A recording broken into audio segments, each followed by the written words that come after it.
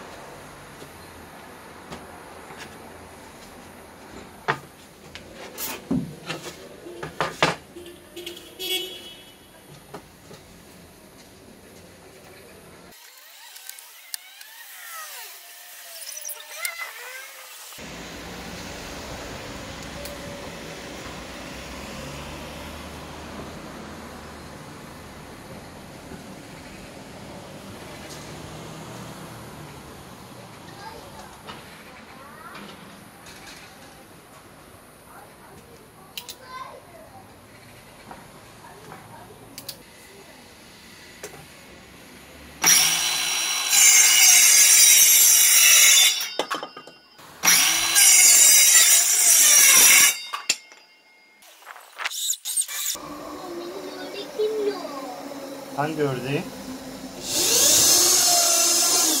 Oyunda kur.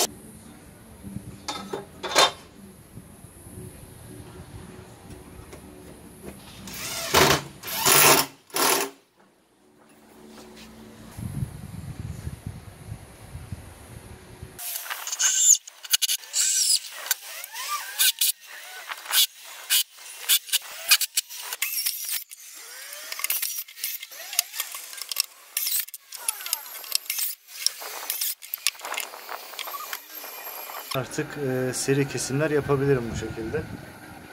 Bu daire testere kesme tezgahıma şu kısmı niye ekledim merak ediyorsanız bu seri kesimler yaparken şu şekilde açıp bunu buraya herhangi bir doldurucu koyarak her seferinde aynı uzunluğa gelip durmasını, sonra kesim yapma için şöyle açılıp kapanan bir parça ekledim. Menteşeyle buraya bağladım. Genelde çünkü hep aynı uzunluklarda en az 4-5 parça kesiyoruz. Yani durdurduğumuz zaman hem aynı uzunluğu tekrar ölçmek zorunda kalacağız. Bu şekilde kesilen parçayı alabilirim.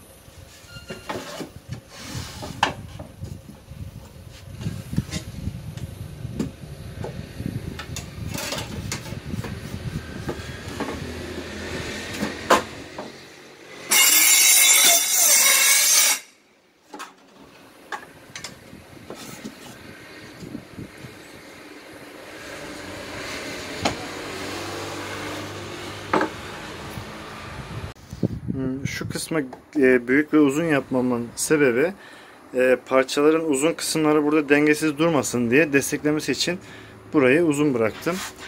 Diğer kısım zaten buradan tutulduğu için kestiğim parçayı oradan alabilirim direkt. Şu şekilde göstereyim. Şu kısımda bu fırlayan talaşları bana gelmesini engelleyecek inşallah. Şöyle kesim çizgimizi gördüğünüz için zaten tam olarak nereden keseceğini de bileceğim. Menteşelerimiz. İnşallah güzel güzel kullanabilirim.